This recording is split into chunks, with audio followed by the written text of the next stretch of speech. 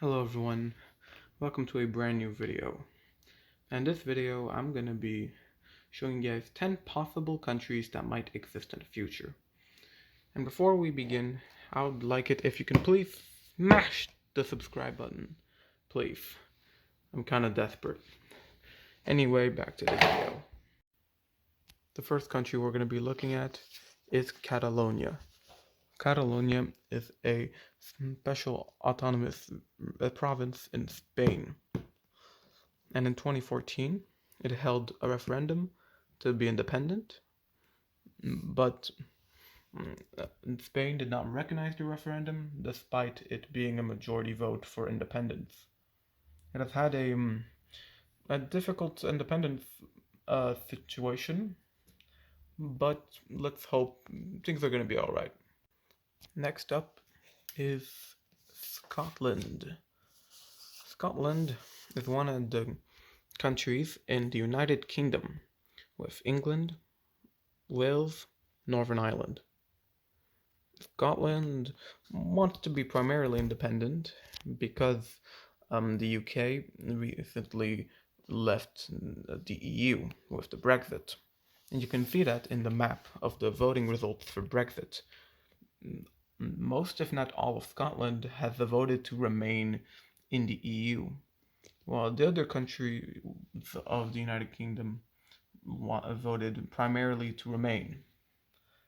And also in 2014, they had a referendum, and it was so close to a majority vote. Too bad for them. Next up is the East African Federation. Now, it doesn't look a lot like the East, but it started off that way. So in the East African Federation, there are 6 countries: South Sudan, the Democratic Republic of the Congo, or DRC. We have Kenya, Tanzania, Uganda, Rwanda, and Burundi. Now, this is what it started off as, and over time, South Sudan and the DRC got added. And the reason it doesn't exist yet is that there are a few cooperation problems, and a constitution is currently a work in progress. So we might see it soon, maybe not, it depends. But I really want this country to happen. The next one is Kurdistan.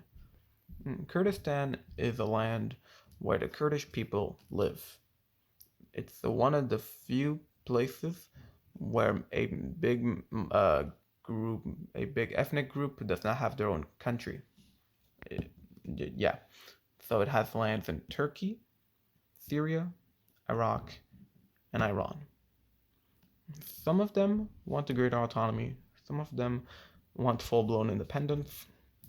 And there's this one example back in 1992 where Northern Iraq, which, as you can see in the map, Kurdistan lands, became a semi-autonomous region in Iraq.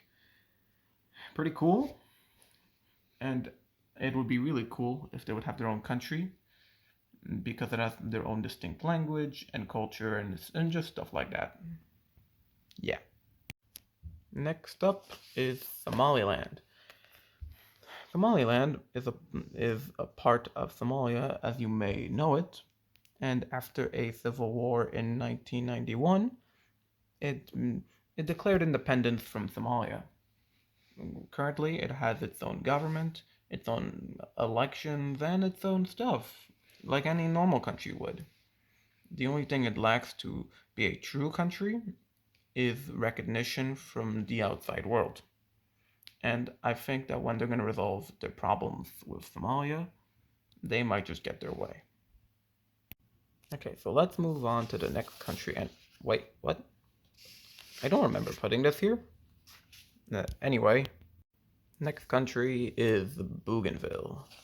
Bougainville is an island nation in the Pacific Ocean, like it says right here. And in the list, it's the most likely one to gain independence.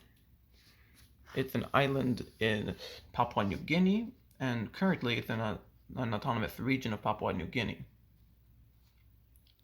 The reason they wanted independence was because the people wanted independence, and in the 1980s and 1990s, there was a civil war.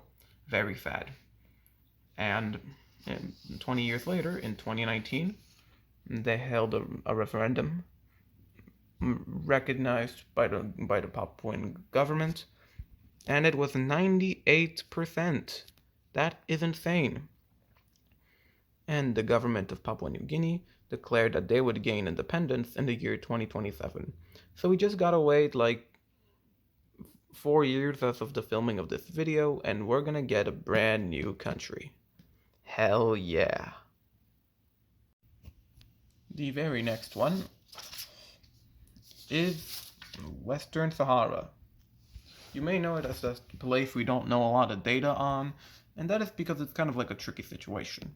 Some people consider it independent, some people consider it as disputed territory. But basically, it's south of Morocco, right here, and west of Mauritania. It has the Atlantic coast to its west, and it's west of the, Sahara. Then the people here actually have a republic here called the Sahrawi Democratic Republic, I think. But the neighboring places did not want this place to be independent. And as a result, about 80% of the country is controlled by Morocco, as you can see in green. The remaining places in red are controlled by the Sahrawi people, the people who inhabit this land and want to be independent. And as long as this issue doesn't get resolved, we'll never see this nation exist. Or place, whatever. The very next one is West and East Libya. Now, back in 2011, some kind of revolution happened in this area, and basically, it made it so that two conflicting areas came to be. We got Western Libya, the government in Tripoli, supported by the UN and other places, and we have Eastern Libya, supported by not a lot of people, and it's controlled by something called a General Haftar, and the government is based in Tobruk. Here, there we go, Tobruk.